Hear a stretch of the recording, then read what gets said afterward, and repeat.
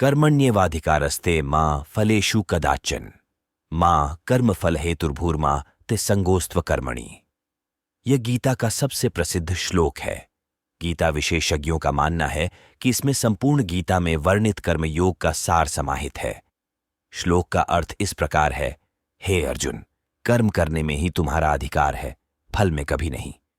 कर्तव्य भाव को ही मुख्य रखो एवं कर्म के साथ फल की अपेक्षा मत जोड़ो। कदाचित यह भी मत सोचना कि जब फल की अपेक्षा ही नहीं करनी तो कर्म किस लिए करना। कर्म तो अवश्य करना ही है, अतः कभी भी अकर्मण्यता में तुम्हारा संग, आसक्ति नहीं होनी चाहिए। कर्मयोग का अर्थ है कर्म एवं योग, अर्थात कर्म को इस प्रकार किया जाए कि वह योग बन जाए।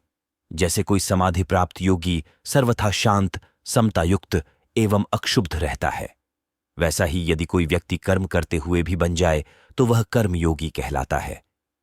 सामान्य व्यक्ति फल की इच्छा से कर्म करता है, फल मिलने पर प्रसन्न हो जाता है, न मिलने पर दुखी रहता है।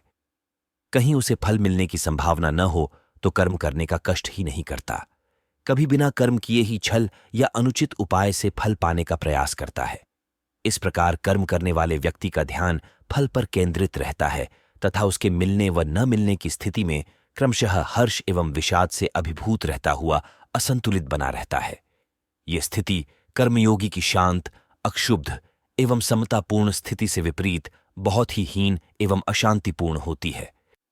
प्रत्येक व्यक्ति का जो अपना कर्म है उसी में उसका अधिकार है, अर्थात उसे ही करने का वह अधिकारी है।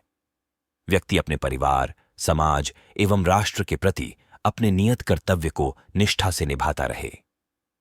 प्रत्येक व्यक्ति द्वारा किए जाने वाले यज्ञ रूप निष्काम कर्म से यह समाज चक्र सुचारू रूप से संचालित रहता है। अपना कर्म प्रत्येक व्यक्ति के लिए सबसे महत्वपूर्ण है, न वह छोटा है न भी टेढ़ा। पूरी निष्ठा से संपादित तथा कथित रूप से छोटा माना जाने वाला स्वकर्म उतना ही महत्वपूर्ण है जितना किसी बढ़े अधिकारी का कर्म। इस प्रकार स्वकर्म से संतुष्ट व्यक्ति स्वयं भी प्रसन्न, शांत व समता की स्थिति में रहता है तथा उसके कर्म से परिवार, समाज व राष्ट्र भी लाभान्वित होते हुए सुव्यवस्थित रहते हैं। जब व्यक्ति इस कर्मनिष्ठा को उपेक्षित कर फल की कामना से प्रेरित होकर कर्म करने लगता है, तब उपर्युक्त सारी स्थितियां पलट जाती हैं।